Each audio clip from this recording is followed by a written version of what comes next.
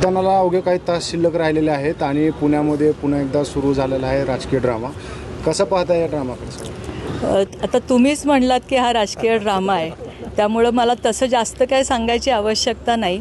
ते आमदार आहेत, त्यांनी खरं तर त्यांच्या स्टेटसला माहिती पाहिजे हे की पोलिसांकडे आपण कंप्लेंट कशासाठी करायला लागतो. जेव्हा आपल्याला कळतं की इथे काहीतरी घडतं आहे, एखाद्या माणसाचं आपण नाव घेऊन जातो का ड्रामा करण्यासाठी नुसतंच जाऊन जमिनीवर बसतो आणि मी जमिनीवरचा कार्यकर्ता, हे जे परसेप्शन लोकांच्यामध्ये तयार करण्यासाठी ही असली नाटकं करायची.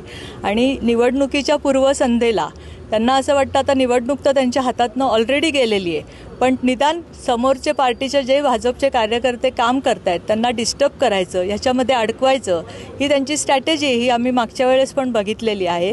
त्यामुळे सहकारनगर पोलीस स्टेशनला जाऊन त्यांची ड्रामाच असा आहे की पैसे वाटतायत. अरे कोण पैसे वाटतंय सांगा ना, 2 नावं सांगा.